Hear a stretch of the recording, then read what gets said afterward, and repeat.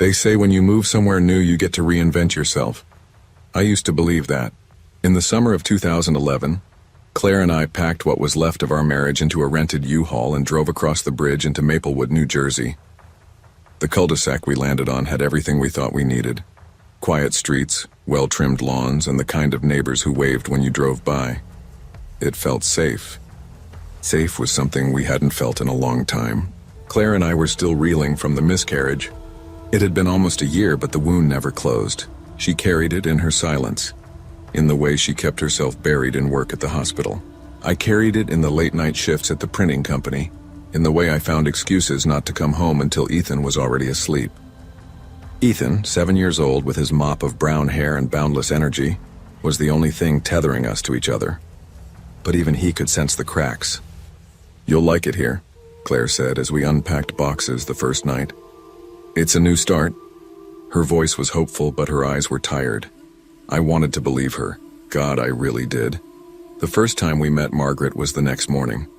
She appeared at our doorstep with a basket of blueberry muffins, wearing a floral apron like she'd stepped out of some 1950s sitcom, mid-40s, sharp bob haircut, and a smile that seemed just a little too polished.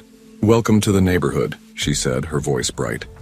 "You're exactly the kind of family this street needs." Claire beamed, grateful for the warmth. I shook Margaret's hand and noticed how long she held on, her grip firm, her eyes locked on mine. Ethan peeked from behind my leg and Margaret bent down.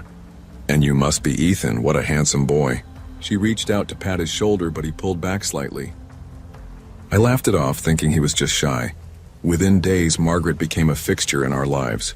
She offered to watch Ethan while Claire worked double shifts and I dragged through late nights at the shop.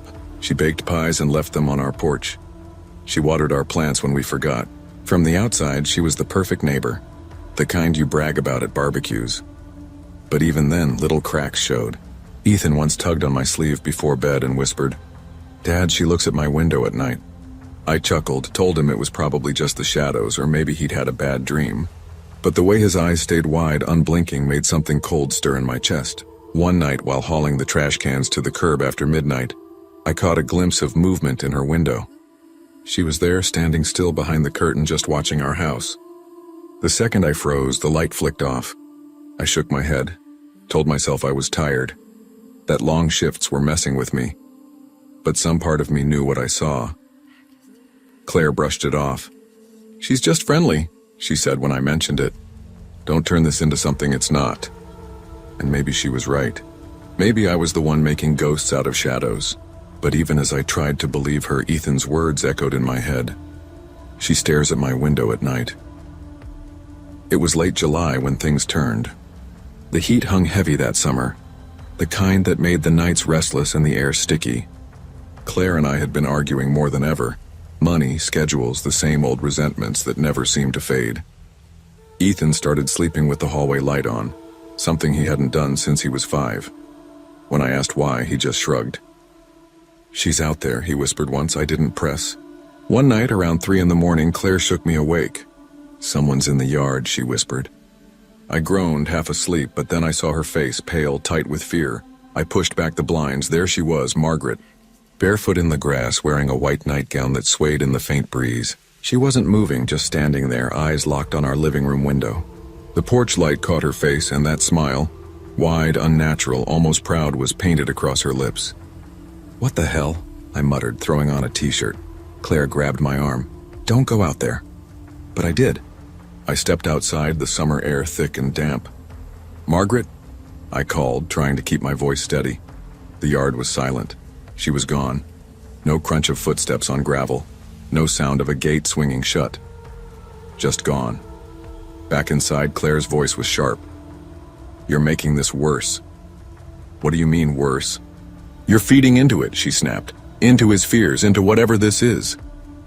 Her eyes flicked toward Ethan's room. I realized then she thought we were both imagining things.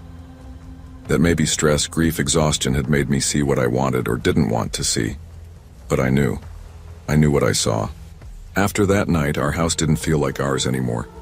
Every creak of the floor, every rustle outside put me on edge. Ethan wouldn't sleep alone. Claire buried herself deeper into work, pulling double shifts that left her too exhausted to talk. When we did speak, it always turned into an argument. "You're paranoid," she said one night after I caught Margaret's silhouette in her window again. "And you're blind," I shot back. "She's watching us, Claire. She's watching him." "Do you hear yourself?" She slammed a glass down on the counter. "We've been through hell already, and now you want to invent more monsters?" "It's not invented," I said, my voice low. "I see it, he sees it, why can't you?" She didn't answer, she just turned away, shoulders tense.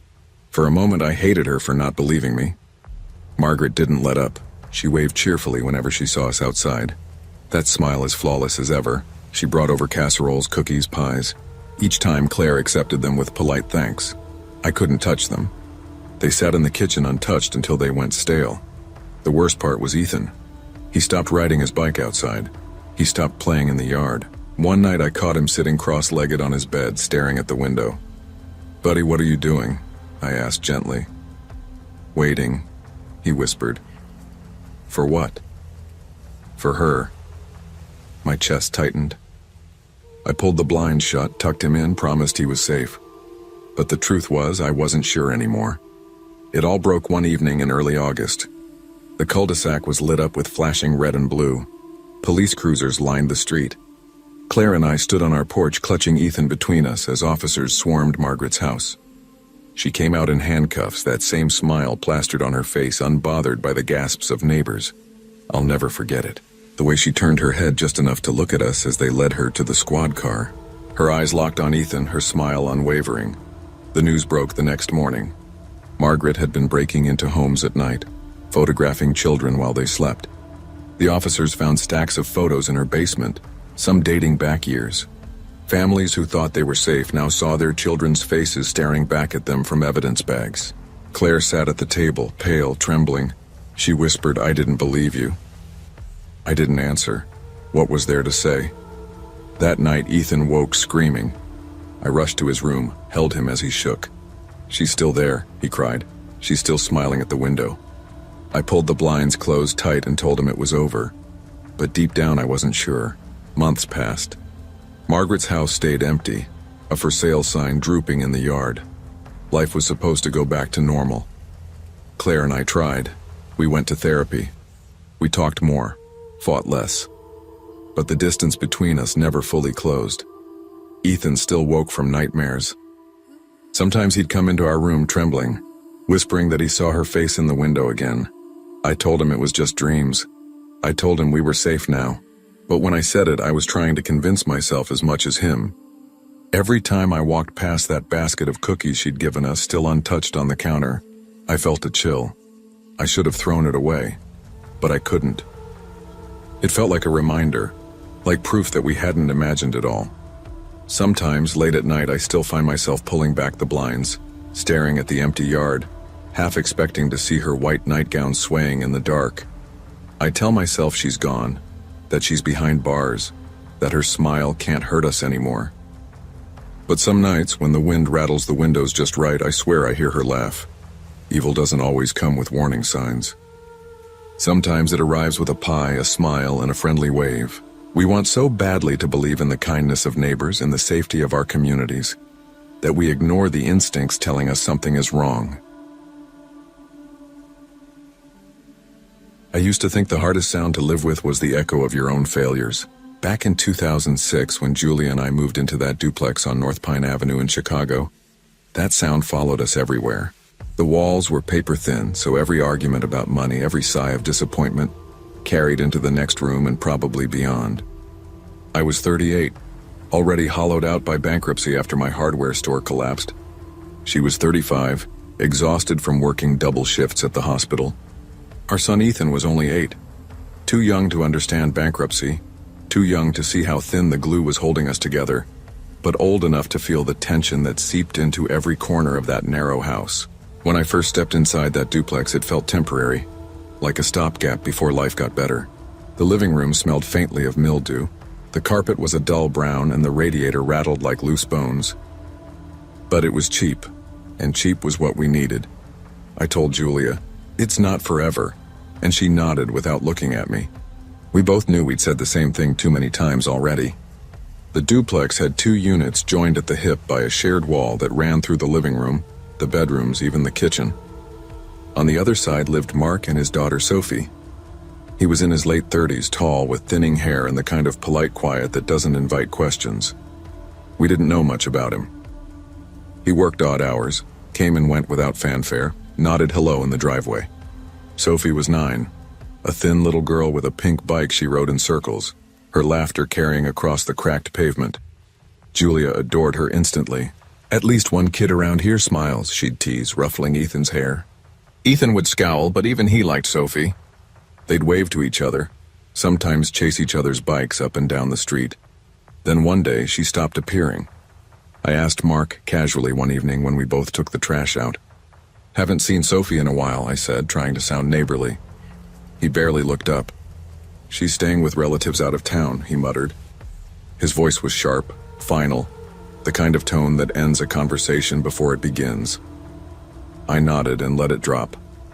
I didn't push. I told myself it was none of my business. It was around then the smell started. It crept in through the vents, a sweet cloying stench that reminded me of spoiled meat mixed with something chemical. At first I blamed the pipes or maybe a dead animal in the crawl space. Came home saying, "That smell isn't right." Sometimes when she worked late, she claimed she heard faint noises in the walls, soft crying, muffled like it was being swallowed by plaster. I told her she was overtired imagining things. Truth was, I didn't want to think too hard about it. The nights dragged on. Our fights grew sharper, our silences heavier, and all the while behind that thin wall something darker was unfolding. The night it came to a head was stormy. Rain rattling against the windows, thunder shaking the duplex like a warning. Julia was at the hospital pulling a night shift and Ethan was asleep upstairs. I sat on the couch, the TV glowing faintly, the smell stronger than ever. It burned my throat, made the back of my eyes sting. I kept telling myself I'd call the landlord about the pipes. That was when I heard it. At first it was faint, almost like the wind, but then it sharpened, a sound that froze me where I sat. Sobbing. Small, broken sobbing, coming from the shared wall of the living room. I muted the TV and pressed my ear against the plaster. My heart hammered. The sound was clearer now, shaky breaths between cries and then a whisper. "Help me." I staggered back like I'd been struck. My mouth went dry. It wasn't the pipes, it wasn't the storm. It was a child. My hands shook so hard I dropped the phone twice before dialing 911. "It's my neighbor," I stammered to the operator. There's a kid, there's someone in the wall, please send someone." The sirens came fast, their red and blue flashing across the narrow street. Officers pounded on Mark's door, shouting. He opened it calmly, like it was just another Tuesday night.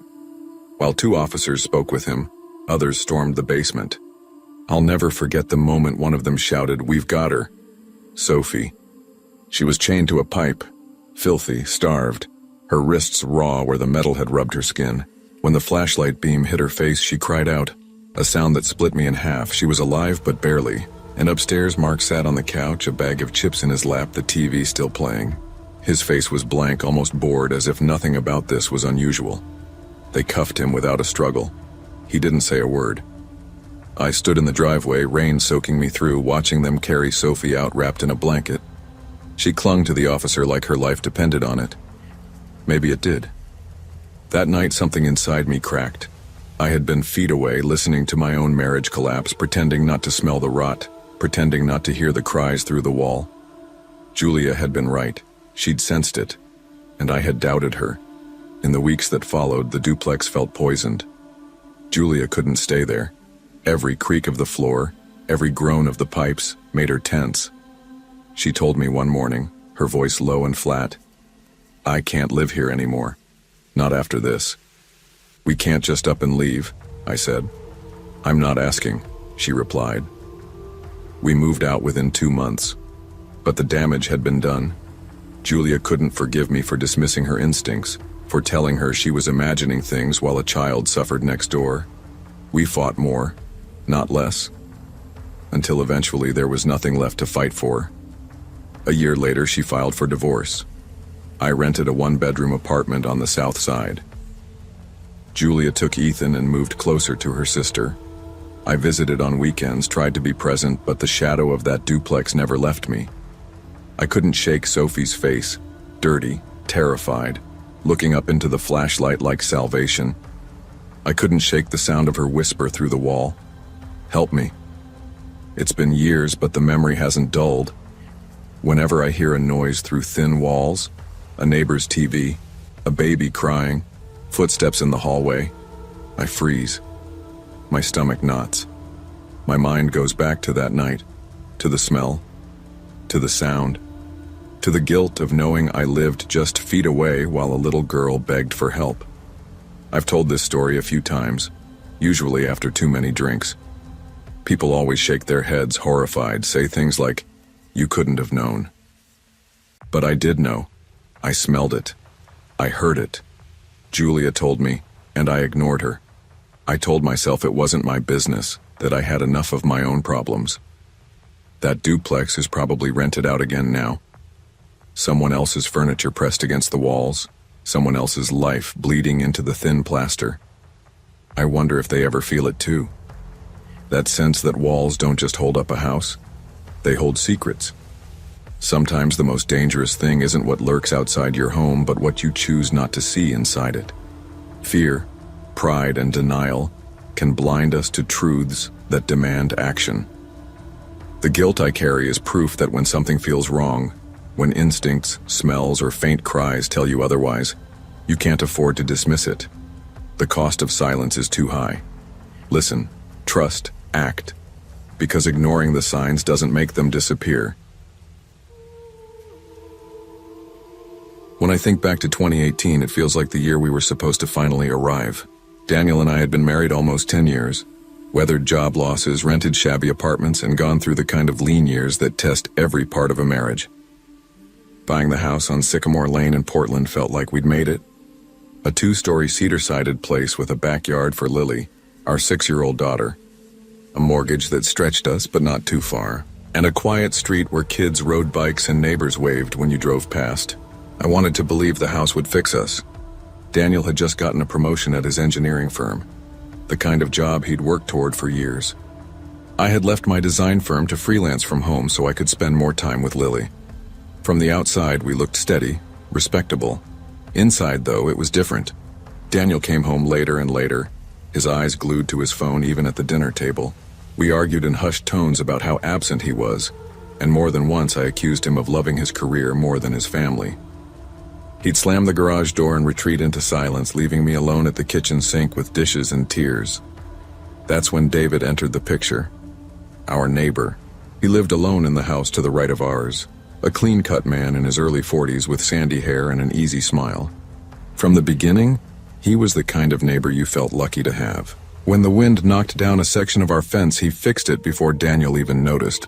When my car battery died one morning, he was in my driveway with jumper cables before I had time to call roadside assistance.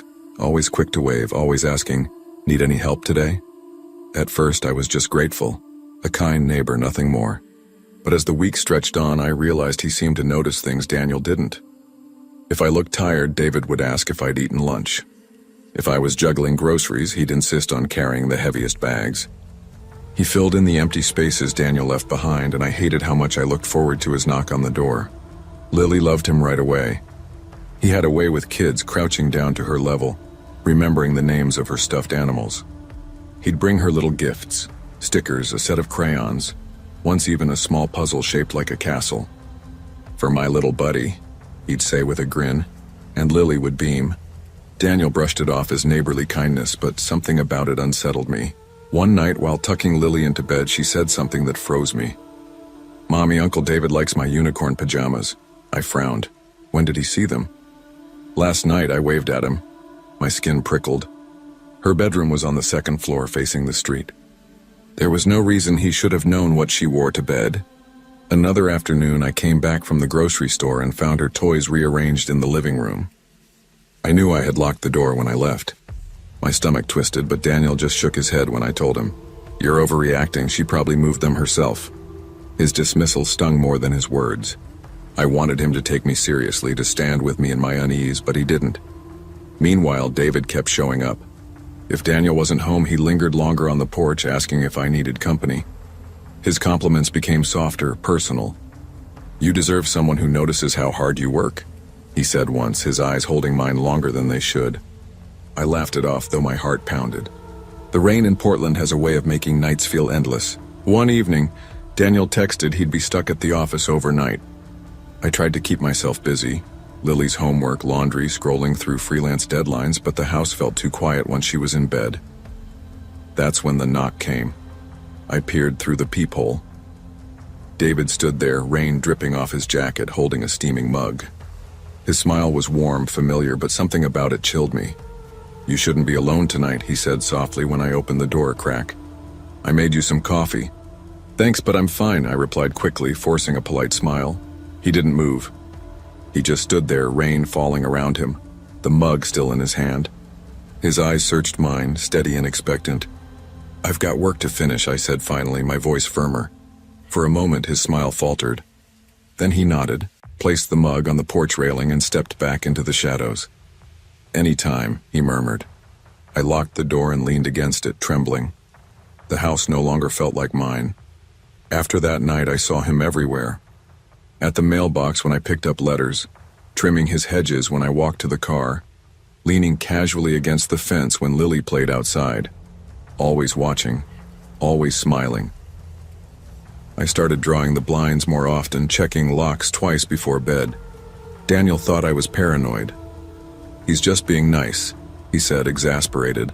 "Not every man who talks to you is dangerous." But it wasn't just talk. One afternoon, Lily came running inside with a drawing. David had given her colored pencils and sat sketching with her on the porch. I hadn't been asked. He hadn't knocked. He'd simply inserted himself into her world, and mine. That night I told Daniel, "He's crossing boundaries. This isn't normal." Daniel sighed, rubbing his forehead. "I work 60 hours a week to keep us in this house, and you're inventing problems with the neighbor. Can we not do this?" His dismissal left me feeling more alone than ever. The breaking point came a week later. I was tucking Lily into bed when I noticed her curtains were slightly open. Across the street, David stood in his driveway, looking up at her window. Our eyes met, and instead of looking away, he smiled. A slow, deliberate smile. Something inside me snapped. I closed the curtains, grabbed my phone, and called a locksmith the next morning. Every lock in the house was changed. I stopped answering his knocks, stopped acknowledging his waves. When Daniel asked why, I said only, "Because he doesn't get to have a place in this house." 2 months later, we sold the home and moved. Daniel called it an overreaction, but I knew it wasn't. It was survival. Even now, 2 years later, I sometimes catch the faint smell of his cologne in crowded places. My chest tightens, and for a split second I expect to see him standing there, smiling, waiting for me to open the door. Not every danger comes crashing through the window or shouting in the night.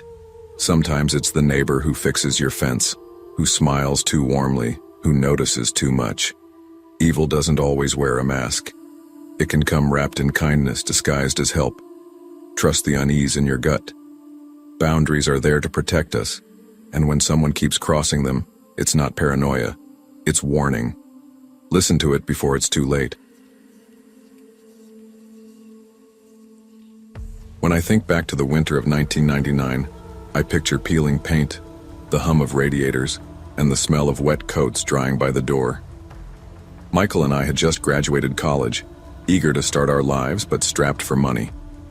The apartment on Walnut Street wasn't much. 3rd floor, no elevator, kitchen tiles cracked like old teeth. But it was ours. A beginning. Michael had been accepted into law school, though to make ends meet he worked evenings at a greasy diner. His schedule was brutal. Classes during the day, bussing tables at night, collapsing into bed just as I was waking. I had landed a teaching job at an elementary school across town. It wasn't glamorous, paper-thin walls, underfunded classrooms, but it paid. Our schedules rarely overlapped. Most evenings I returned to the apartment alone, the air heavy with silence. Sometimes I'd sit in the kitchen, grading papers, the only sound the groan of pipes or the occasional footsteps echoing down the hallway. Marriage in those days felt less like partnership and more like passing notes between shifts. It was during one of those lonely nights that I heard it for the first time, the knocking. 3 soft taps at the door. Not loud, not hurried, almost gentle. I froze, my pen suspended over a stack of math worksheets. I waited, listening. When I finally crept to the door and peered through the peephole, the hallway was empty. I told myself it was kids playing pranks, maybe drunk tenants getting the wrong door. But the next night, it came again. Same time, 2 a.m. 3 quiet taps. And again, no one there. Soon it became ritual. I'd go to bed dreading the hour, my body tense as midnight passed. When the knocking came, my heart would hammer so loud I swore it could be heard through the walls. What chilled me most wasn't the sound itself. It was what came after. Because every time I checked the peephole across the street, the light in one particular apartment would flick off, as though someone was watching for my reaction. That apartment belonged to Mr. Harris. Harris was in his late 40s, maybe early 50s. He lived alone in the building opposite ours, his window directly across from our living room. I'd seen him in the lobby a few times, tall, slightly stooped, always wearing a dark coat no matter the weather. He spoke politely enough, but something about him unsettled me. His smile lingered too long. His eyes darted to the stairwell when he asked about Michael's schedule. "Friendly guy," Michael said once, shrugging when I mentioned Harris. "Probably just lonely." Maybe, but I couldn't shake the unease, especially as the knocks continued. Always at 2 a.m., always 3 times, and always followed by that apartment light clicking off. When I finally told Michael about it, he sighed, setting his law textbook aside. "You're stressed, it's winter. The pipes make noises, don't let it get in your head." "It's not the pipes," I whispered.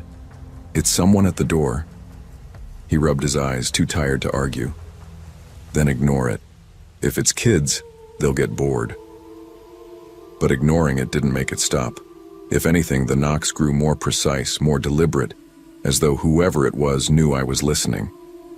I began to dread nights, lying awake with the sheets pulled up to my chin, counting the minutes until the inevitable sound. I started sleeping with the lamp on, a habit Michael teased me about. What I didn't tell him was that I sometimes heard faint breathing outside the door after the knocks. A presence.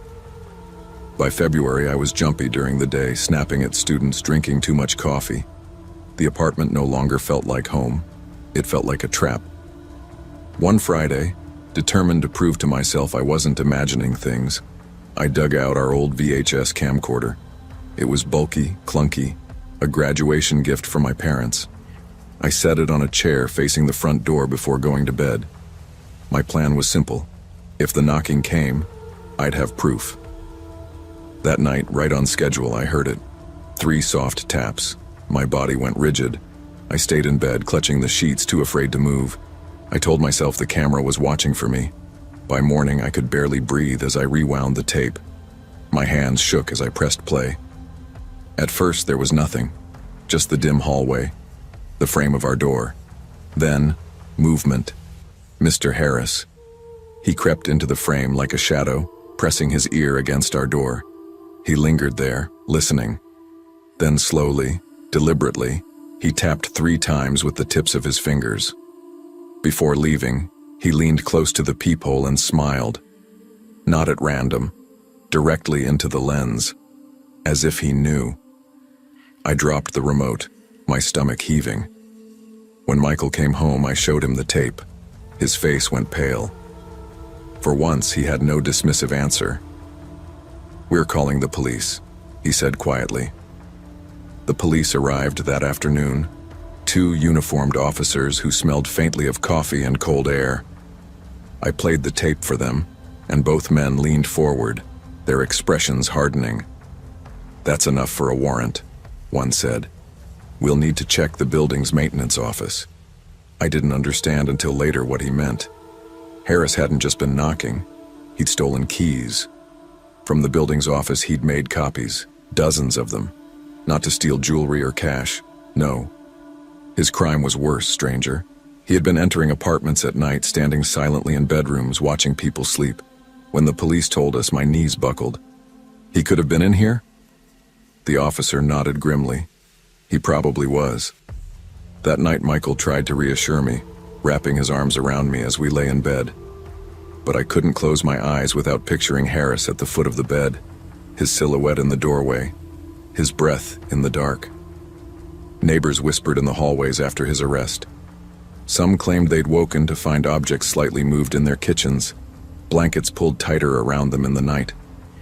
Nobody had wanted to believe it, but the evidence was there. For me, the apartment was ruined. The walls felt contaminated, the locks useless. We broke our lease early, paying a penalty we couldn't afford. By spring, we had packed our boxes and fled Walnut Street, but leaving didn't free me. Even in new apartments, safer neighborhoods, I woke at 2 a.m. Sharp, heart pounding, ears straining for those 3 knocks. I developed rituals, checking locks 3 times, wedging chairs under doorknobs, leaving hallway lights on. Michael called it paranoia. I called it survival. Our marriage strained under the weight of my fear. He tried, but he couldn't understand the way Harris had burrowed into my mind. For him, it was over once Harris was in custody. For me, it would never truly end. Even now, years later, with kids of my own, students old enough to graduate, I sometimes find myself standing at the door in the middle of the night, staring at the peephole, waiting. I never see anyone. But in my head, the tape still plays. Harris leaning close, smiling into the lens, as though he'd always known I'd be watching.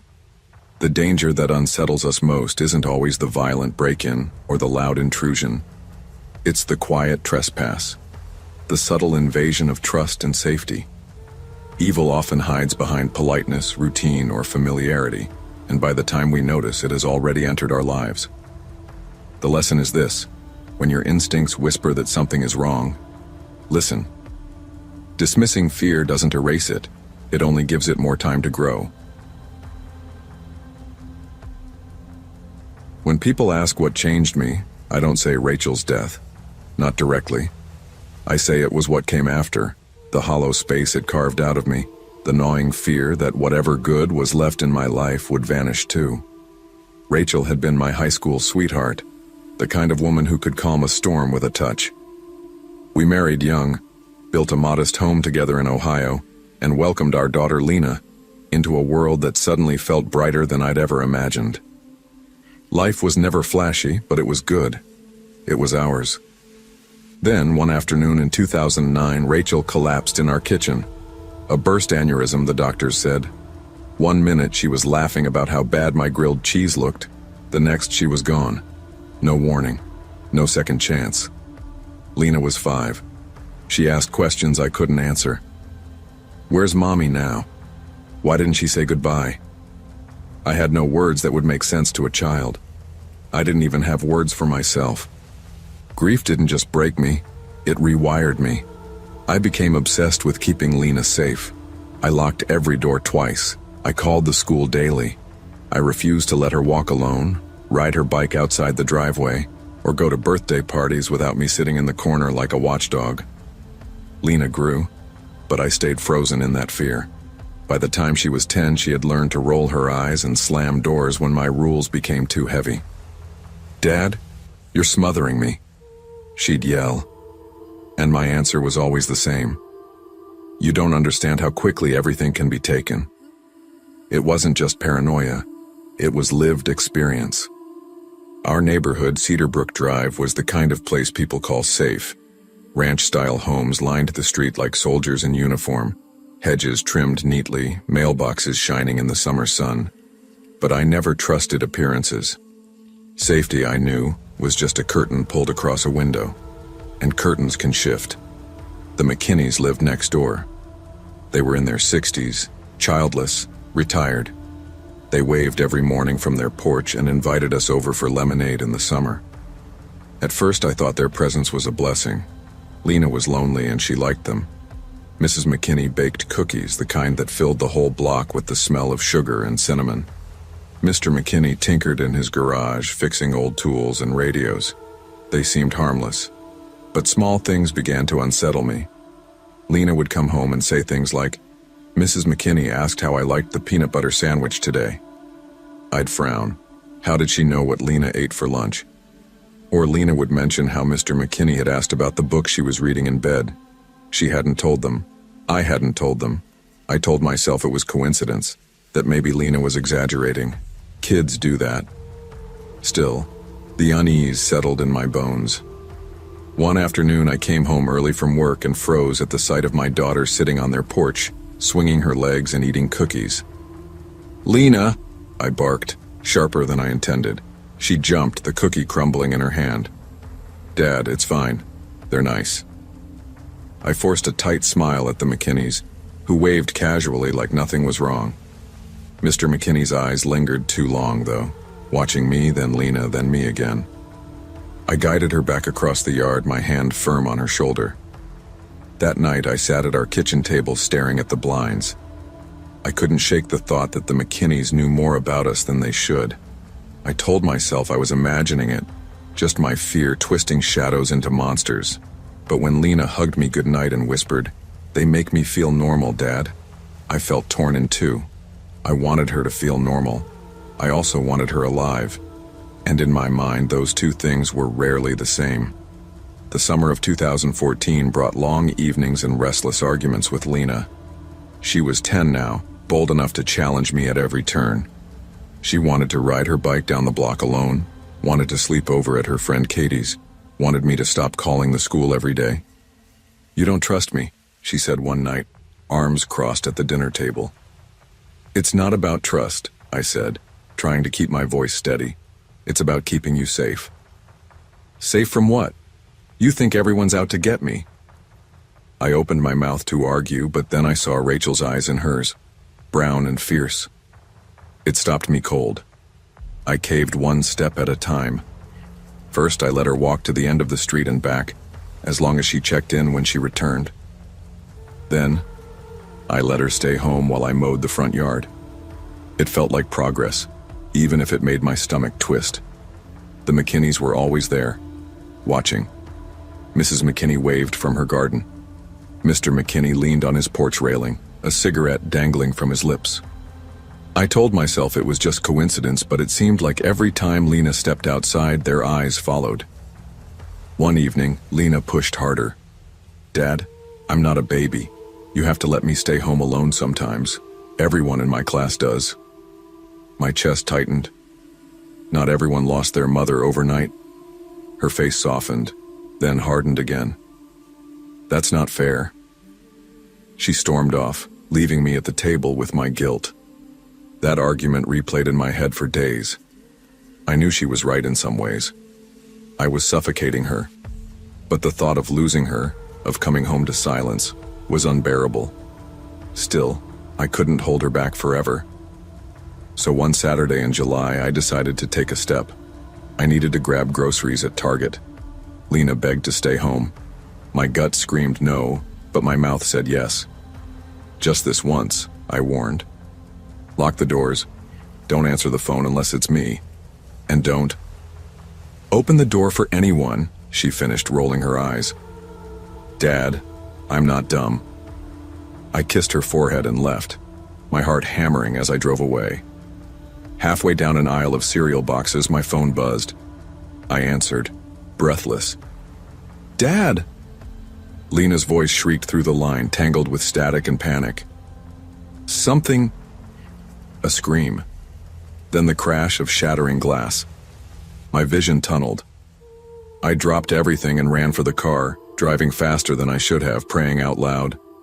Please, God, not her too.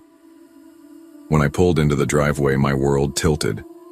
The living room window was shattered inward. Lena was on the floor, blood streaking her arms, sobbing.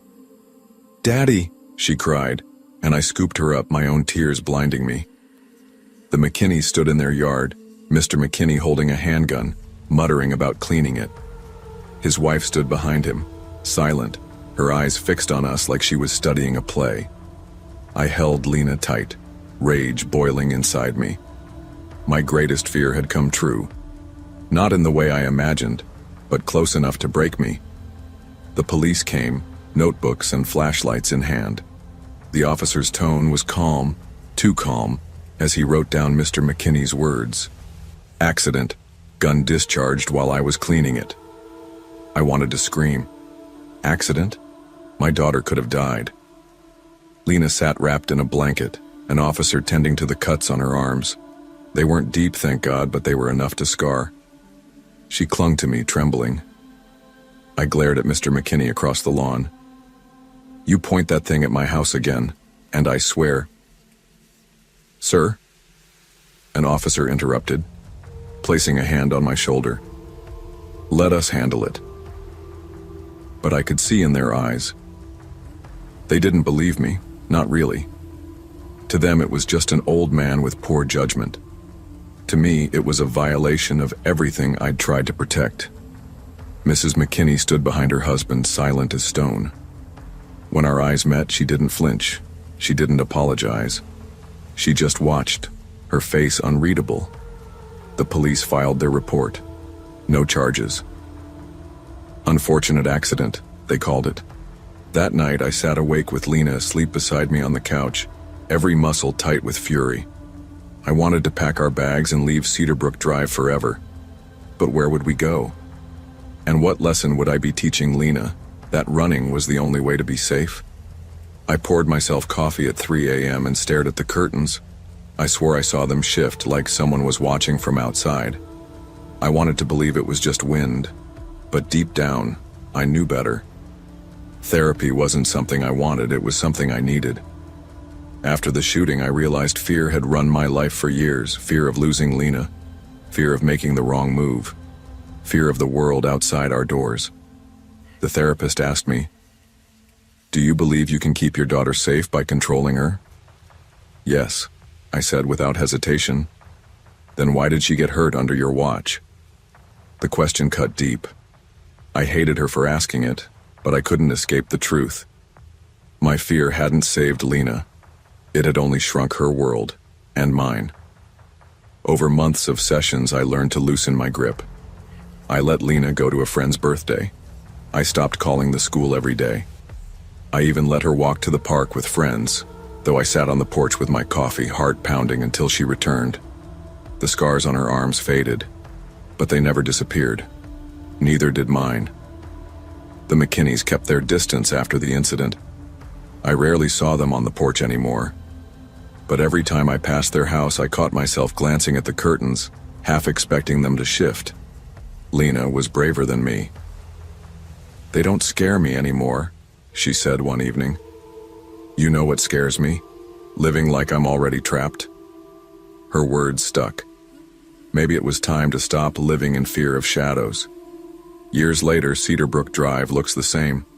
The lawns are still neat, the mailboxes still shine. Lena is a teenager now, taller than I am, her independence undeniable. She goes to the movies with friends, stays out at sleepovers, even rolls her eyes when I remind her to text me. And I let her.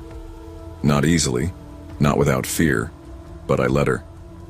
The McKinneys moved away quietly the year after the shooting. Their house sits empty now, the curtains drawn. Sometimes when I pass by, I swear I see them shift, though no one lives there. Maybe it's my imagination, maybe it's memory. What I know is this: the world will never be safe. But it isn't meant to be lived behind locked doors either. Lena still has scars on her arms. I still have scars on my heart. But scars mean survival. They mean we're still here. And when she laughs now, free and unburdened, I know Rachel would be proud. Sometimes I sit on our porch with my coffee, staring at the empty McKinney house. I still wonder what was really hiding behind those curtains. But I don't let it cage me anymore. Because life, fragile as it is, has to be lived in the open. Fear can guard us, but if we let it rule us, it builds a prison around the people we love. True protection isn't about locking the world away.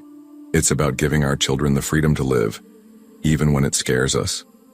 Safety is never certain, but love means letting go enough to trust. When I look back on that summer of 2002, I can still feel the sticky heat pressing against the skin of my neck as Alex and I hauled our mismatched furniture up 3 flights of stairs. We were 28, newly married, still wearing that honeymoon sheen in public but already fraying behind closed doors. Money had become the language of every argument. Alex had been laid off from his IT job 2 months earlier. He called it temporary, but I could hear the doubt in his voice when he said it. My receptionist paycheck was just enough to keep the lights on and the rent paid, but the weight of being the only steady income gnawed at me. Every overdue bill turned into a fight. Every late notice taped to our door, another reminder that love doesn't pay the electric company. The apartment we settled into was nothing special. Just another box in a crumbling building on Ashford Court, Baltimore. 2 bedrooms, thin walls, buzzing fluorescent hallway lights that flickered like they were signaling some kind of warning. Water stains ran across the ceilings like veins, and the smell of mildew hung in the air vents no matter how many candles I lit. Still, it was all we could afford, so we told ourselves it was temporary. Our neighbors, the Wilsons, lived in 3B, right next to us. At first, they seemed perfectly ordinary, quiet, polite, the kind of couple you'd nod at when passing the mailbox. Mr. Wilson was tall and gaunt, with a limp that made his footsteps drag. Mrs. Wilson I barely saw, maybe once, waving from behind the blinds. Mostly, it was him. He carried trash bags down the stairs at odd hours, always avoiding eye contact. Alex joked one night while we unpacked, "They're probably vampires." He smirked at his own joke, and I laughed too loudly, desperate to feel like everything was normal. But normal was slipping. By September, the noises started, dragging sounds from the other side of the wall like furniture being pushed across hardwood, thuds that made me freeze mid-step, sometimes muffled sounds, something like crying, or maybe it was the plumbing. Alex dismissed it. "These walls are ancient," he said, flicking through TV channels. "Could be rats, could be pipes." But his face was pale when he said it. The smell came slowly, sneaking in like an unwelcome guest. At first it was faint, sweet almost, the way flowers smell when they're just past their prime. Then it sharpened, sour, metallic, until it coated the back of my throat. It came through the vents at night. I'd crawl into bed, exhausted from work, and it would wrap around me, seeping into my sheets, clinging to my hair. No matter how much I scrubbed the apartment, it followed. Lysol, candles, bleach, nothing masked it. I remember snapping during one of our money fights. Alex had slammed a bill onto the kitchen table, shouting about late fees, and I screamed back, "I can't even breathe in this place anymore." He fired back, "Maybe it's not the place, maybe it's you."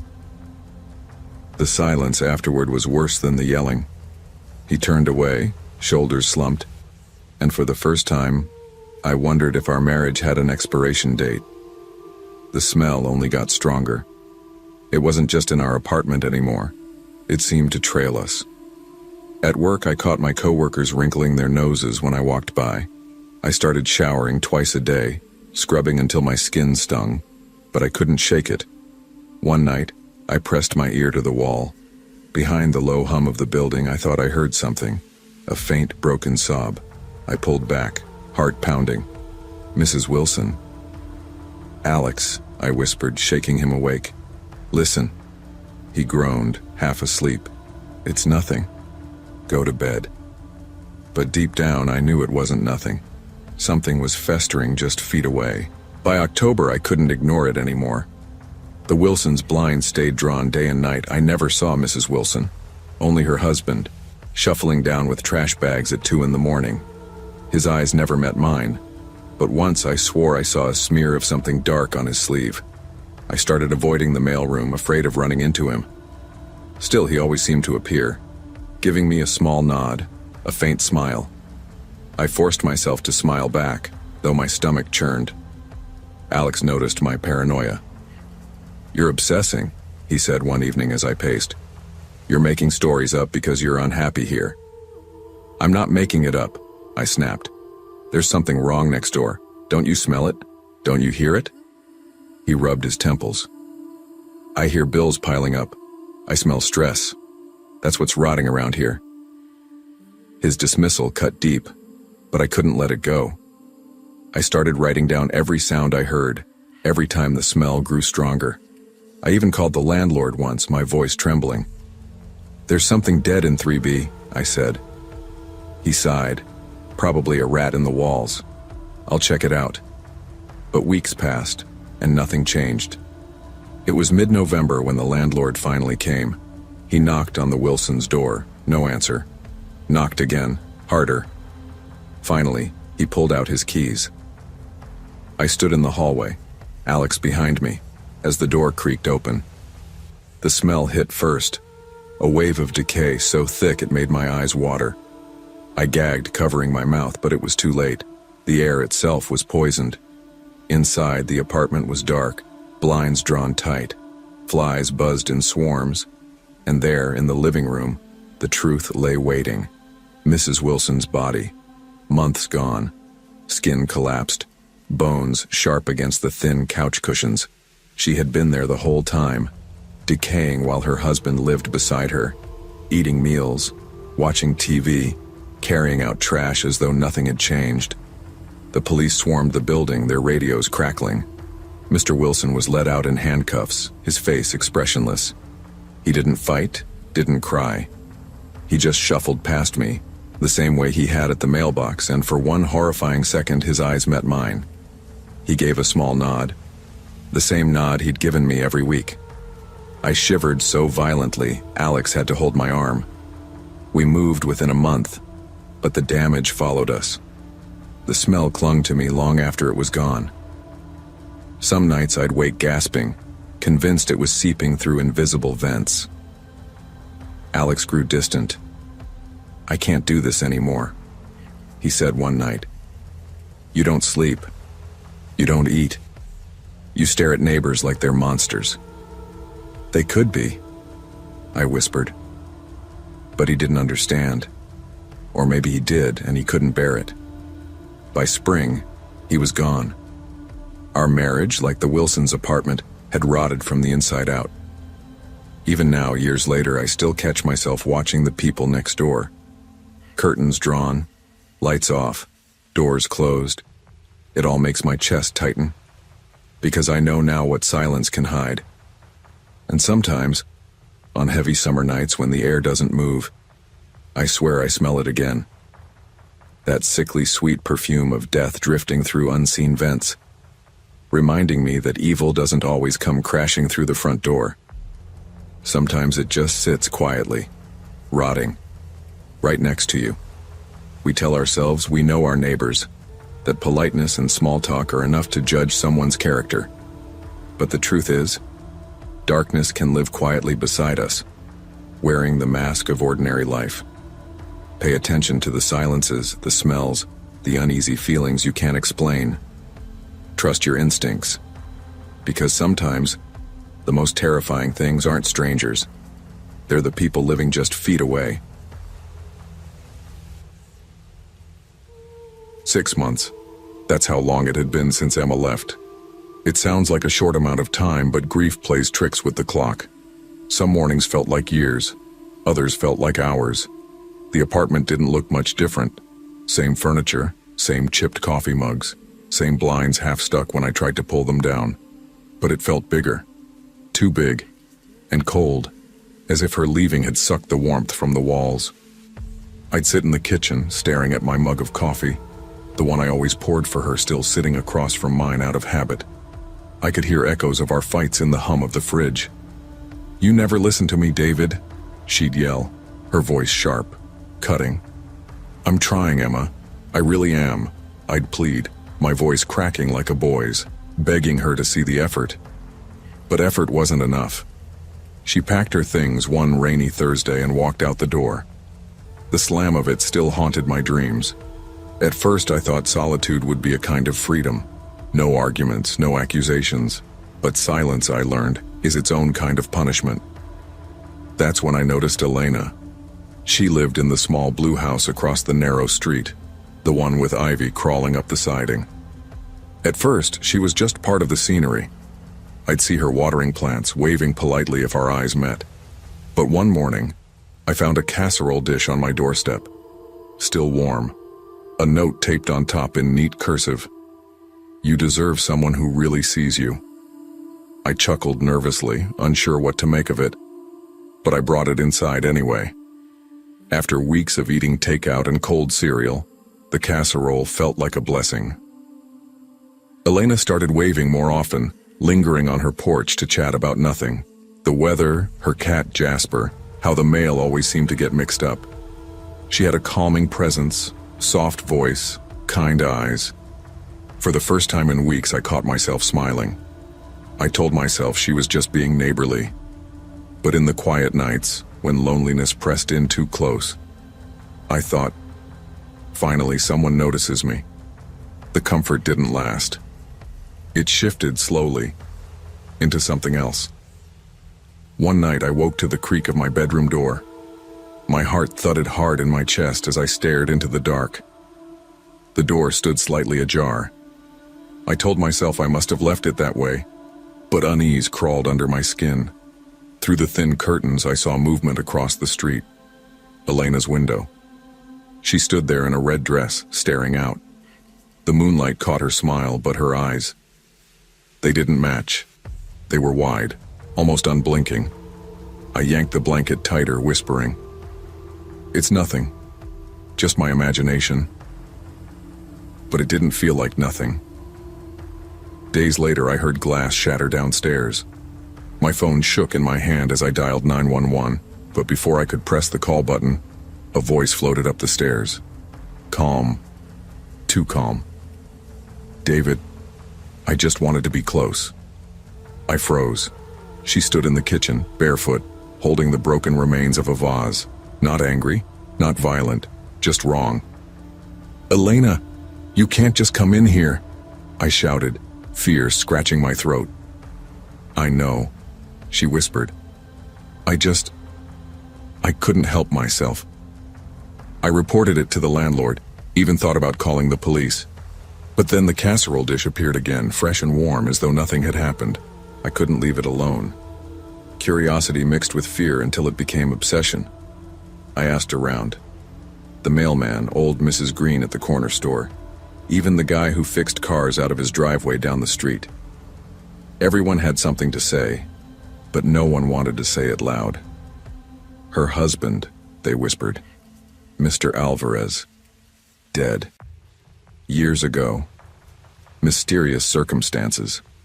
Some claimed it was illness. Others said they'd seen him pounding on the windows, screaming, before vanishing. I replayed that detail in my mind late at night, pounding on windows. One evening I stood outside pretending to smoke a cigarette I didn't want when Elena called across the street. "You okay, David?" She wore the red dress again, holding a casserole dish. Her smile was perfect, but her hand trembled. "I'm fine," I muttered. My voice didn't sound like mine. That night I dreamed of Emma and Elena together. Emma's eyes sad, Elena's smile too wide, both of them staring at me like I'd failed them. I woke drenched in sweat. The noises started after that. Soft whispers when the street was quiet, shadows shifting across my walls. I'd sit up in bed, heart hammering, certain someone was outside my window. Once I saw movement in Elena's window again. Only this time there was another figure behind her, half hidden by the curtain. A man. I blinked, rubbed my eyes. Gone. I wanted to run, to move, to pack my things and leave the apartment that had become a stage for madness. But fear is a chain, and loneliness is heavier than any lock. One night I caught myself waiting by the window, waiting for her shadow, for the flash of red fabric, for proof that I wasn't losing my mind. When she appeared, smiling, I almost waved back. Almost. It's been months now.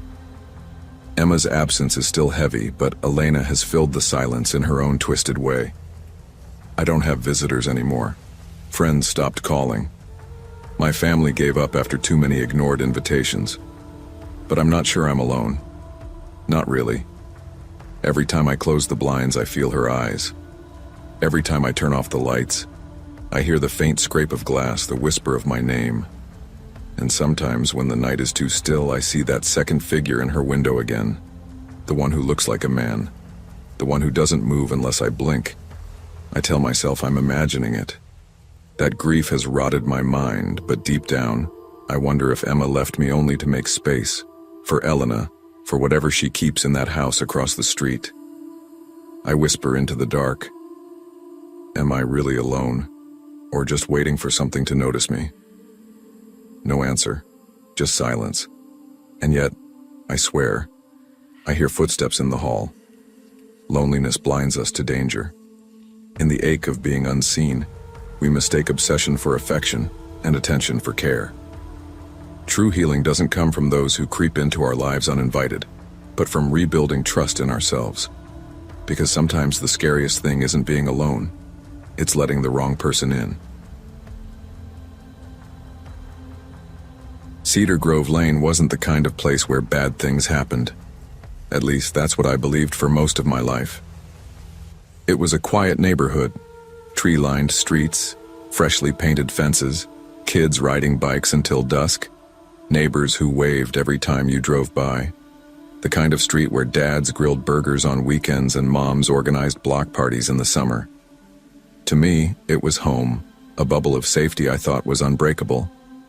I was 16 in October of 2019, a lanky kid with too long hair and a habit of chewing my nails when I was nervous. My parents, Karen and Peter, were strict in the way most parents were. Curfews, chores, lectures about responsibility. But they also trusted me enough to give me small freedoms. That Friday, October 18th, they were heading into the city for a friend's wedding, leaving me in charge of the house and our 2 golden retrievers, Benny and Max.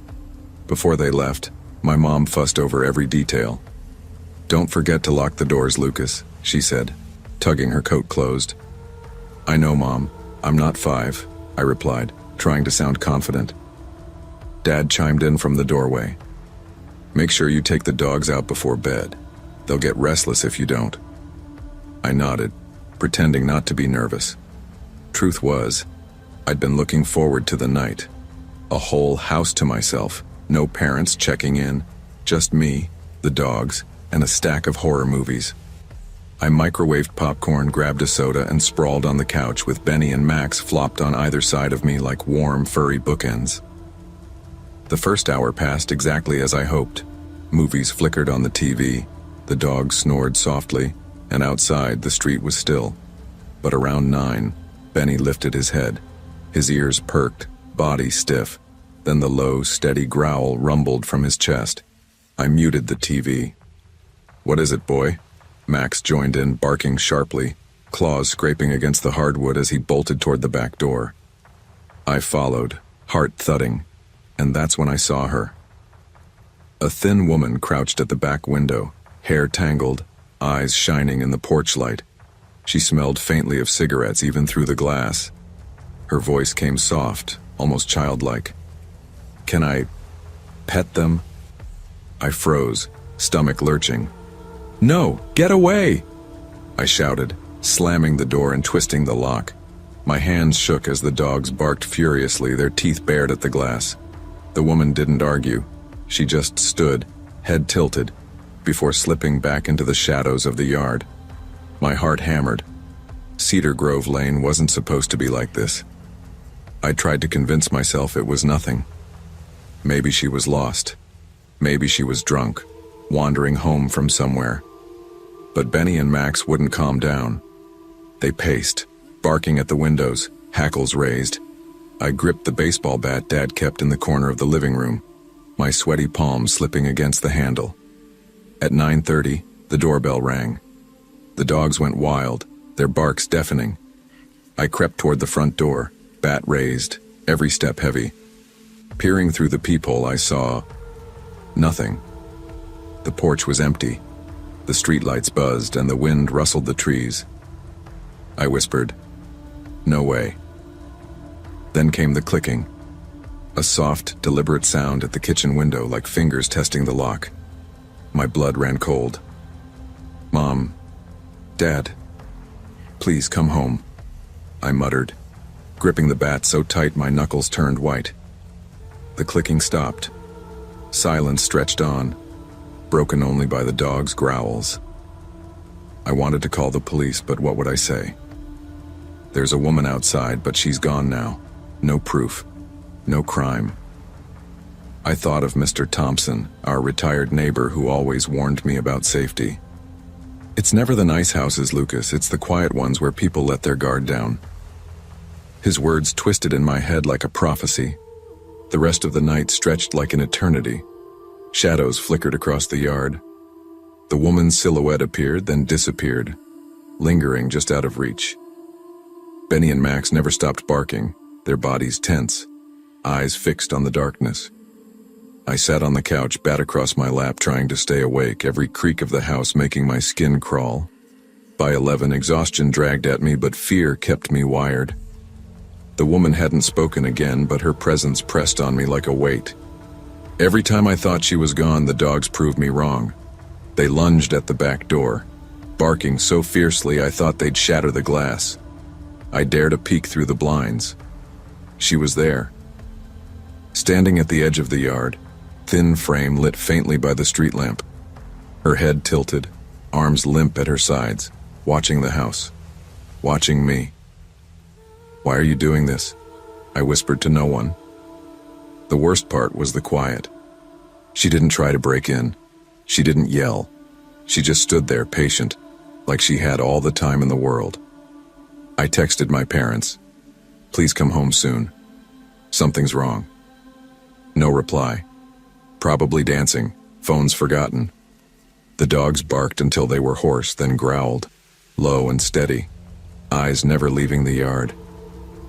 I tried distracting myself with the TV, but the flickering screen only made the shadows dance more. At one point I thought I saw her closer, almost against the fence, fingers curled around the wood. I blinked and she was gone. Midnight. My phone read 12:07, then 12:14, then 12:29. Time dragged. I sat curled on the couch, bat still across my lap, dogs pressed against my legs. Their warmth grounded me, but their constant tension made me shiver. They were ready to fight, and I knew they were braver than I was. Every sound outside felt amplified. A branch snapping, leaves crunching, the faint scrape of metal against glass. I swore I heard footsteps circling the house, deliberate and slow. I thought about calling the police again. But what if they came and found nothing? Would they laugh? Would my parents be furious? So I sat, waiting, heart pounding with every shadow that stretched across the lawn. At 1:02 a.m., headlights washed across the living room, my parents' car. Relief hit so hard I almost cried. They opened the door to chaos, dogs barking, me pale and shaking, the bat still in my hands. "Lucas, what happened?" Mom gasped, rushing to me.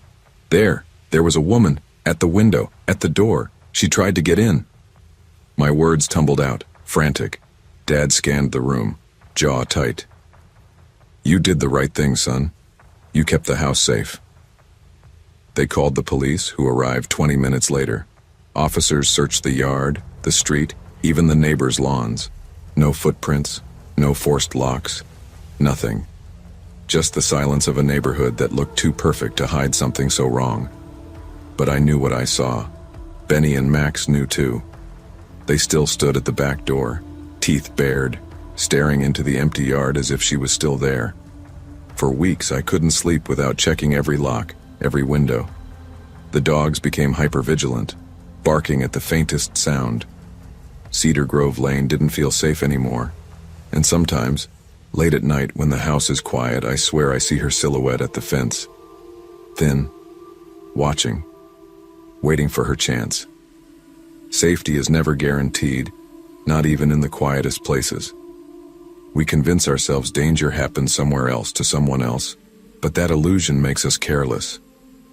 Real safety isn't in the neighborhood or the locks.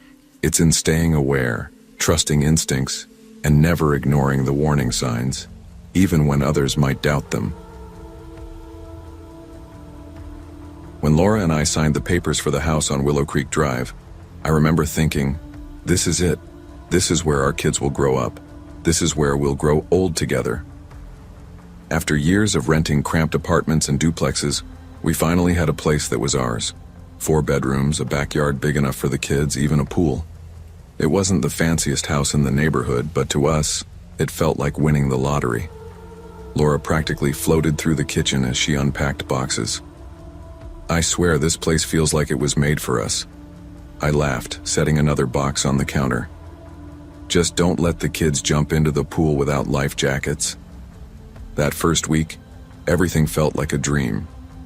Lily, 10, and Max, 7, spent hours chasing each other barefoot across the grass. Laura fussed with her rose bushes, humming to herself. And I mowed the lawn for the first time, feeling more like a proper dad than I had in years. The neighbors waved as they walked their dogs, and for once I didn't feel like an outsider. Every night, Laura and I sat on the back porch with iced tea while the kids splashed in the pool. It was the picture of suburban peace. I caught myself thinking, maybe this really is forever. But looking back now, I realize how fragile that peace was. One night was all it took to shatter it completely. It was October 14th, just after 11 at night.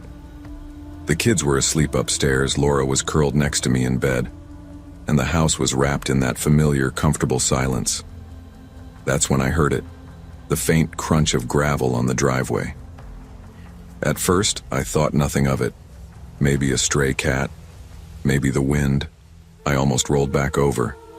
But then I saw them, 4 men in black masks, flashlights slicing through the dark as they approached our windows. I bolted upright, shaking Laura. "Laura, wake up!" Her eyes opened groggily. "What is it?" "They're here. Someone's outside," I whispered, already pulling on my jeans. Before she could respond, the front door rattled, then slammed open with a crack that echoed through the house. The kids stirred upstairs, their voices faint, confused. My heart leapt into my throat. The men moved fast, tall, dressed in black, crowbars in hand. They didn't sneak, they stormed. One shoved me against the wall, the cold metal of the crowbar pressing against my chest. "Where is it?" he barked, eyes flashing behind his mask. I stammered. "Where's what?" "We don't have anything. Please." Laura rushed down the stairs, Max clutched in her arms, Lily trailing behind with tears streaking her face. The sight of them made my knees buckle. "Please, you're scaring the children," Laura cried, her voice breaking. The leader snarled, pressing a knife against Laura's side. "Tell us where it is or she gets hurt." I threw up my hands, panic clawing at my throat. "I swear we don't know what you're talking about." They tore through the house like a storm. Drawers ripped open, cabinets emptied, framed photos shattered on the floor. The kids sobbed while I tried to shield them, helpless. The men muttered to each other, frustrated, angry. Finally, the leader cursed under his breath. "This isn't it. Wrong house." And just like that, they were gone. The door banged shut, their footsteps fading into the night. I collapsed onto the floor, trembling, as Laura gathered the kids in her arms. Nothing was stolen, nothing but our sense of safety. The police arrived within the hour, lights flashing across our quiet cul-de-sac. Officers walked through the wreckage of our living room, their radios crackling. One of them, a middle-aged man with kind eyes, pulled me aside. "Looks like they mistook your house for someone else's, probably after cash or drugs. It happens sometimes." I stared at him, stunned. "It happens sometimes? What about my family, my kids?" He sighed. "You're lucky it didn't get worse. Replace your locks. Get a security system, that's all you can do." Lucky. That word rattled around in my head all night. The next morning, the house looked normal from the outside. Neighbors waved, kids rode bikes. But inside, it was a war zone. Broken glass, overturned furniture, the lingering smell of sweat and fear. Laura moved through the kitchen like a ghost, her eyes red. "I can't believe someone would just break in like that." "We're okay. We survived. That's what matters," I said, though my voice felt hollow. Lily refused to sleep in her room, curling into our bed every night. Max flinched at every creak. I tried to be strong, but my chest felt tight, like the walls were closing in. Weeks passed, but the fear didn't fade. Every sound at night sent me bolting upright. Every car that slowed on the street made my stomach twist. I installed cameras, alarms, new locks. None of it eased the dread. Laura cried quietly when she thought I wasn't looking. She tried to garden, but her hands shook. Lily stopped playing outside. Max asked me every night, "Dad, are they coming back?" "No," I always answered, even though I wasn't sure myself. The house we dreamed of became a cage. Even small things, getting the mail, taking the trash out, felt risky. The neighbors gave us sympathetic looks, but sympathy didn't fix the feeling of being watched. One night, Laura whispered in bed, "Do you think we'll ever feel safe here again?" I didn't answer. I didn't know. Months later, the house looked put together again. New locks, new furniture, alarms blinking green. But the scars weren't on the walls. They were in us. The kids slept in our room more often than not. Laura jumped at shadows. And me? I found myself staring out the windows at night, scanning the cul-de-sac for movement. I'd tell myself, it's just the wind. It's just a car. But then I'd see it. Shadows lingering by the fence, shapes that didn't belong. Maybe my imagination. Maybe not. One night, Lily asked softly, "Dad, do you think they'll come back?" I swallowed hard, forcing a smile. "No, sweetheart, but we'll be ready if they do." The truth is, I didn't know. And maybe that's the worst part. Not the break-in itself, but the uncertainty it left behind. The feeling that someone could come crashing through our lives at any moment and all we could do was wait. We build our lives on the belief that home equals safety, but safety isn't guaranteed, not by locks, alarms, or quiet neighborhoods. What matters most is resilience, the strength to protect, to comfort, and to keep moving forward even after fear has invaded your walls. Because in the end, safety isn't about where you live. It's about who you face the darkness with. When Jenna and I first moved into Maplewood Drive, I thought we'd finally found the kind of neighborhood people dream about. The lawns were neatly trimmed, kids rode bikes in the afternoons, and every house looked like it had been plucked straight from a suburban postcard. After years of cramped apartments and noisy streets, we'd landed in a place where mornings smelled like fresh-cut grass and evenings were quiet enough to hear the crickets. We were in our mid-30s then, newly married, trying to start fresh after a rocky first few years together. I had taken a job in logistics, which meant long hours but steady pay. Jenna worked part-time at the local library. Life was comfortable, predictable, safe. Or at least that's what I wanted to believe. Our neighbors seemed ordinary enough. Across the street lived the Martins, an older couple who always argued about their mailbox leaning slightly crooked. 2 houses down was a young family with twin toddlers. And then there was Tom. Tom lived directly next door. Early 40s, clean cut, always in pressed shirts even on weekends. He waved every morning when he got his paper, sometimes stopped for small talk. "Morning, Marcus, how's work?" Or, "Nice weather for grilling." The kind of neighbor you barely noticed but appreciated for being polite. If you'd asked me then, I would have said Tom was boring in the best possible way. The kind of guy who blended into the background, reliable, harmless. But it was in the spring of our second year on Maplewood Drive that I first heard it. The dull, rhythmic banging coming from his garage at night. At first I brushed it off. People have hobbies, I told myself. Maybe he was fixing up an old car. Maybe he was a night owl who liked to build furniture. Jenna wasn't so sure. One evening, while we sipped coffee in the kitchen, the sound drifted through the open window. Bang, bang, bang. Steady, unnatural. Too late for normal work. "Marcus," Jenna said quietly, setting her mug down. "It sounds different, doesn't it?" I forced a laugh. "Probably just some late-night project. Nothing serious."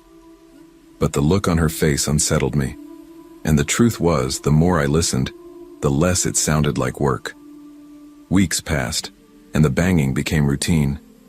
It wasn't every night, but often enough that I started noticing the pattern. Always after midnight, sometimes going until 3 or 4 in the morning. Then came the cries. The first time I heard them, I thought I was dreaming. A faint, muffled sound, like someone calling from underwater. I sat up in bed, straining to listen. Nothing. Just silence. I told myself it was the wind, or maybe a raccoon stuck somewhere. But the next night, it happened again. Louder. Longer. I remember Jenna clutching my arm. "Marcus, you hear that, right?"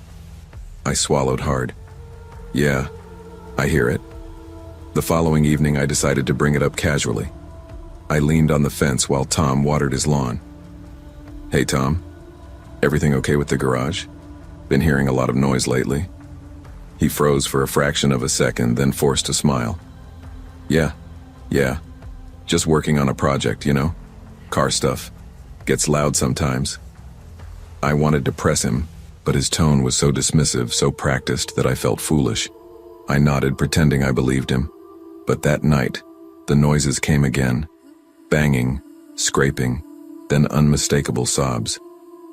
Jenna sat up in bed, pale. "Marcus, that's a person. That's not just noise." I tried to calm her, though my own stomach churned. Maybe it's the TV, maybe. But the excuses felt thin even as I said them. Deep down, I knew something wasn't right. By July, the noises had become unbearable. I started losing sleep, lying awake until dawn, waiting for the next sound. Jenna begged me to do something. "You can't just ignore it, Marcus. What if someone's in trouble?" One night around 2 in the morning, the banging was louder than ever, followed by a cry that chilled me to the bone. Not just a noise, a voice, a woman's voice. That was the breaking point. My hands shook as I dialed 911. "This is Marcus Doyle, 42 Maplewood Drive. There's something happening in my neighbor's garage. I think someone's in there." The dispatcher asked calm questions, but my words stumbled. All I knew was that if I didn't act now, I might regret it forever. Minutes later, flashing lights painted the street red and blue. 2 officers walked to Tom's garage. He appeared at the door, hair disheveled, voice calm. "Officers, what's going on?"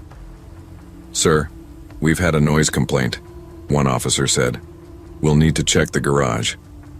Tom hesitated, just a second too long. My gut twisted.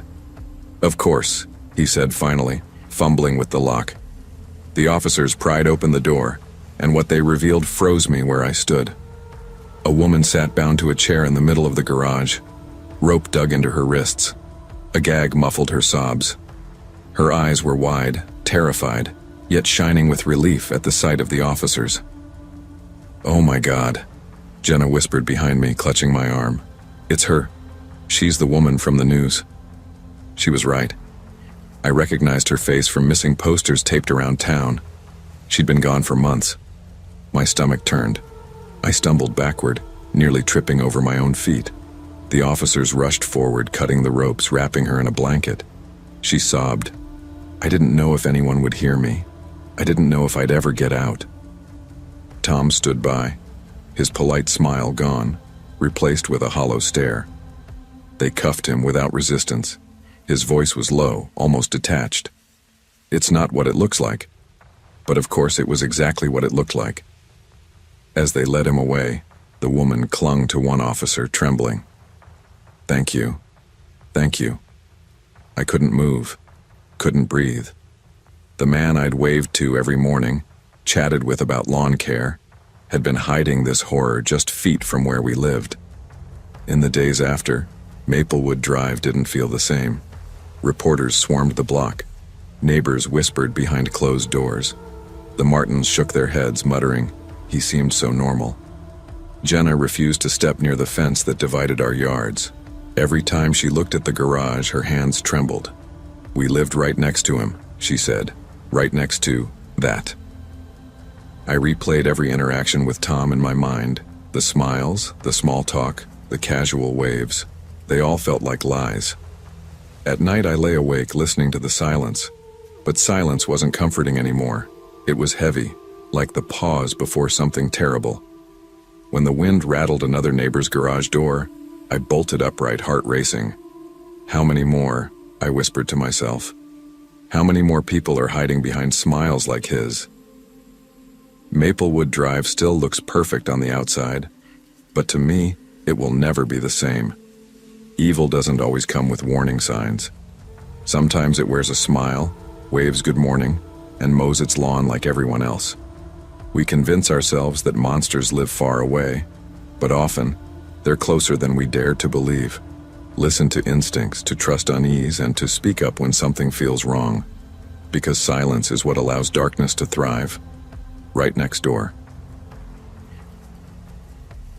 When my parents split up, Chloe and I moved into our aunt's old house on Maple Street. It was the kind of place people drove past without noticing, peeling white paint, a sagging porch swing, and a backyard where weeds had been left unchecked. Aunt June had passed 2 years prior, and the house sat empty until Mom decided she needed a fresh start. I was 17, Chloe 21, and neither of us had asked for this arrangement. Mom worked double shifts at the hospital, so most nights it was just Chloe and me. She tried to make the best of it, ordering takeout, blasting music in the kitchen, telling me it was like an extended sleepover. But the truth was, she resented giving up her apartment downtown to babysit her younger brother. And I resented being treated like a responsibility. From my bedroom upstairs, I had a view of the street. Across the road stood a house much larger than ours, with a massive bay window dominating the front. Even in daylight, it had a presence, shutters hanging uneven, paint faded, glass coated with dust. The yard was overgrown, and no one ever seemed to come or go.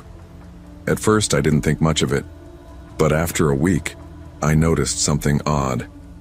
At night, when the street lamps hummed and threw pale light across the road, I would catch shadows in that window. Shapes that didn't move like curtains or tricks of light. Someone sitting there, watching. The first night I blinked and dismissed it. The second night I convinced myself it was just my imagination. By the third, when the shape returned in the same spot, perfectly still, I felt my stomach twist. I didn't say anything to Chloe right away. She already teased me for being paranoid about noises in the house. But eventually, over dinner one night, I couldn't hold it in. "Are you seriously staring at your neighbor again?" she asked, stabbing her fork into cold spaghetti. "I'm not staring," I muttered. "There's someone in that window." She rolled her eyes. "You need sleep, that's all." I wanted to believe her. God, I wanted to. But deep down, I knew I'd seen him. Sleep became impossible. I'd lie in bed, staring at the curtains, waiting for the courage to peek.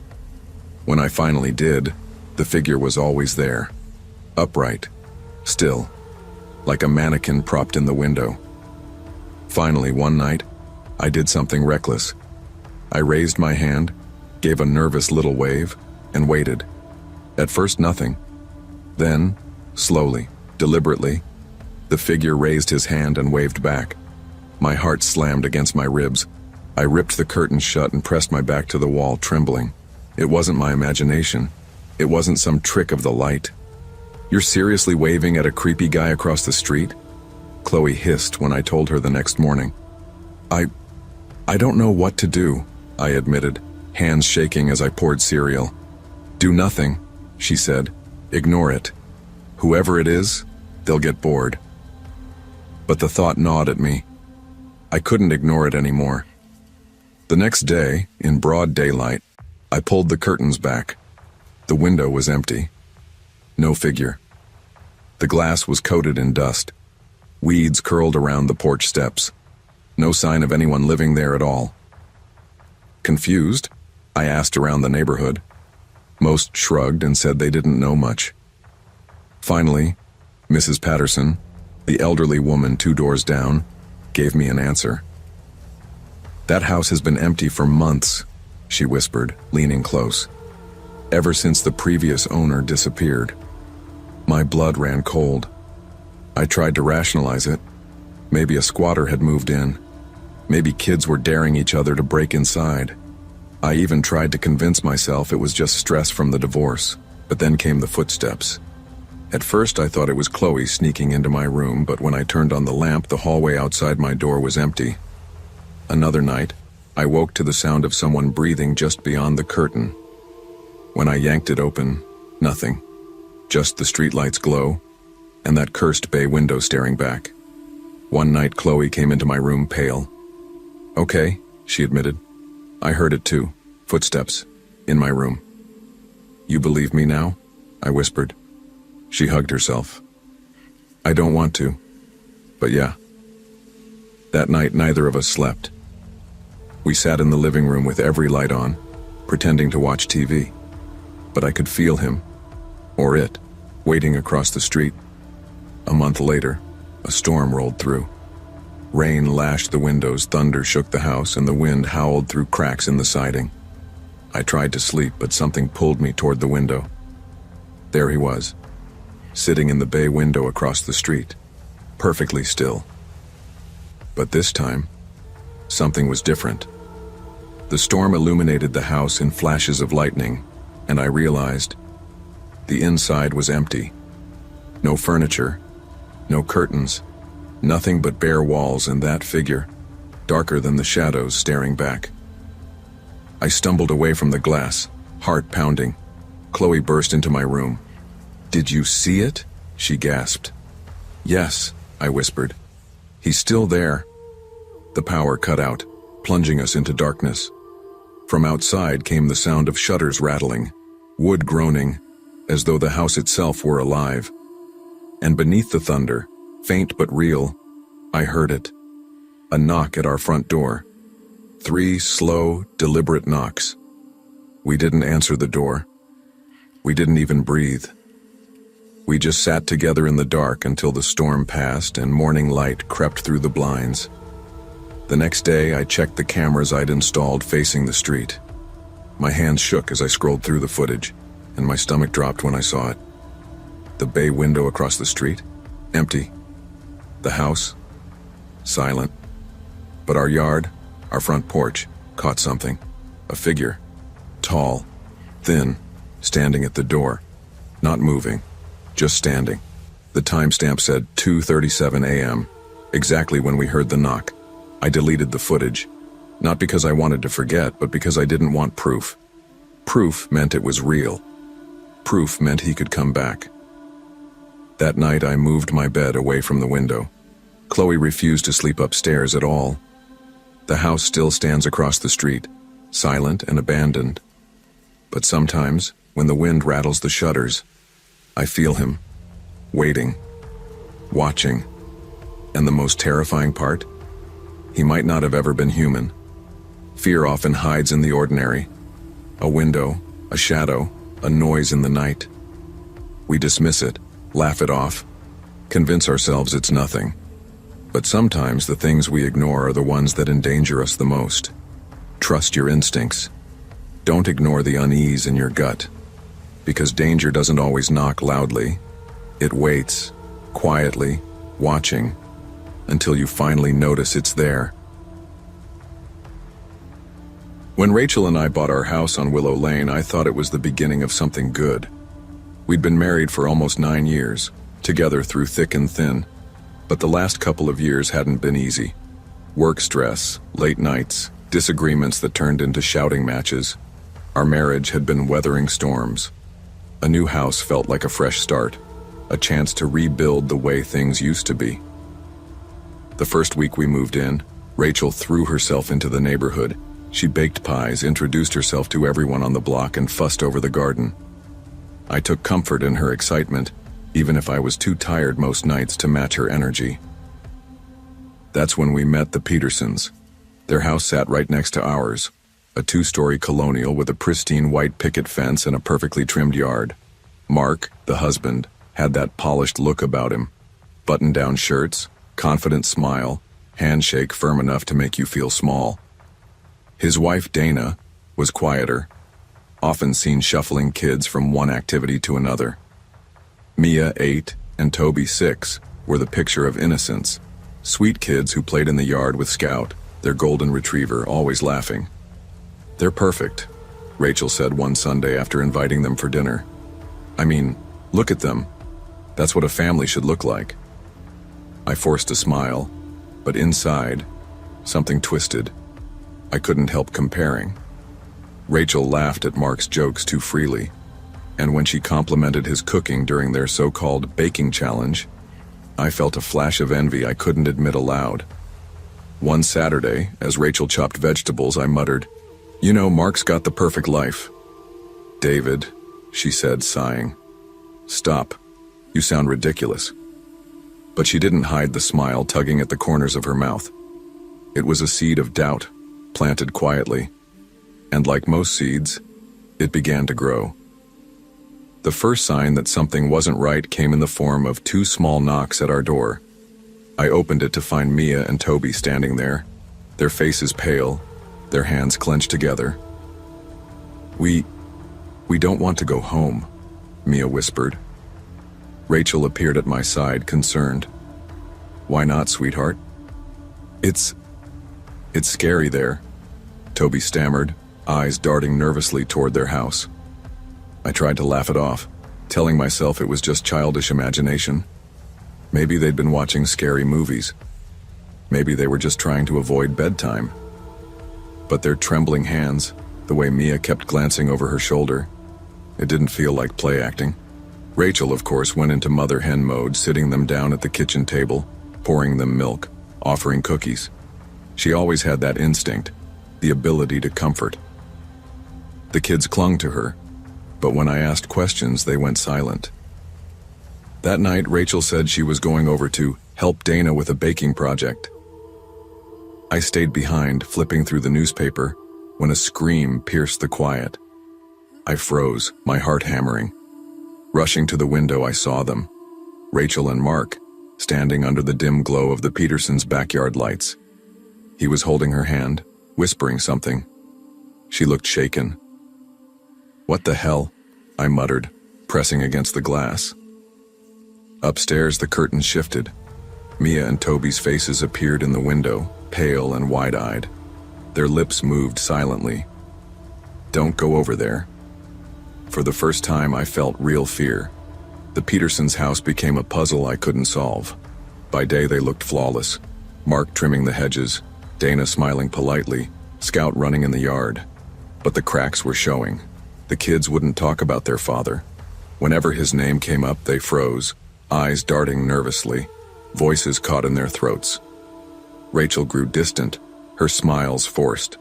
She came home from helping Dana looking exhausted, eyes red as if she'd been crying. At night, faint cries sometimes carried through the walls, muffled but undeniable.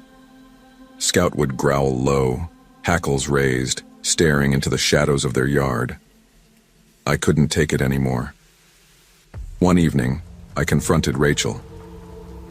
"What's really going on over there?" I asked, my voice low but sharp. She shook her head, tears welling. "David, I don't know how to explain. I thought I was helping them. I didn't know it was dangerous." Dangerous. The word sat heavy between us. The next day I tried to confront Mark directly. I walked up to him as he trimmed his roses, my fists clenched.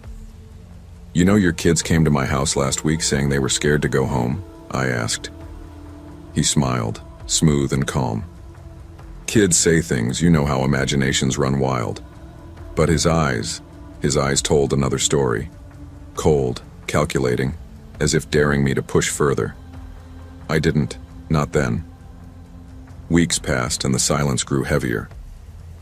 Rachel avoided their house completely, refusing to answer when Dana called. The children grew more withdrawn, playing less, their laughter gone. Scout barked late at night, waking me with a start. I began noticing small things. A bruise on Dana's arm. The way she flinched when Mark put a hand on her shoulder. The way Mia clung to Rachel, whispering things too soft for me to hear. One night, lying in bed, Rachel whispered, "We can't just ignore this." "And what do you want me to do?" I snapped. "Call the cops?" "On what? A hunch? Kids acting scared? A bruise?" Her silence cut deeper than words, but I couldn't shake it. Every time I saw Mark wave across the fence, every time I caught his polite smile, I thought of the scream I'd heard that night, of the kids' pale faces in the window, of the whispered warning, "Don't go over there." Something was happening behind those walls. Something dark. And every day we stayed silent, it grew worse. It happened on a Thursday night. I woke to Scout barking violently, claws scraping against the fence. When I looked out, I saw a small figure dart across the yard. Mia, clutching Toby's hand, running toward our porch. Rachel and I rushed to let them in. They were shaking, whispering through tears. "We can't go back, please, and don't make us go back." Before I could respond, a shadow appeared at the fence. Mark. His silhouette loomed under the streetlight, perfectly calm. "Evening, David," he called, voice steady. "Looks like my kids wandered off. I'll take them home now." The children clung tighter to Rachel, screaming, "No!"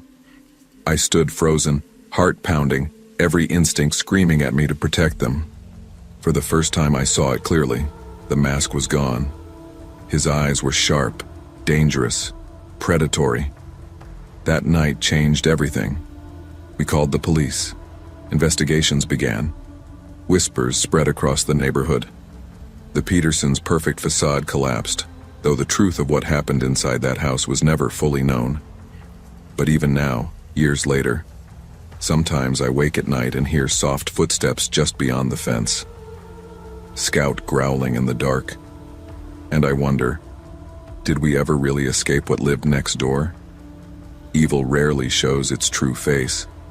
Sometimes it hides behind charm, behind laughter, behind a picture-perfect family. We tell ourselves it isn't our business, that it's safer to stay silent. But silence feeds the darkness. If something feels wrong, don't look away. Speak up, protect the vulnerable. Because the greatest danger isn't what happens behind closed doors. It's when good people choose not to act.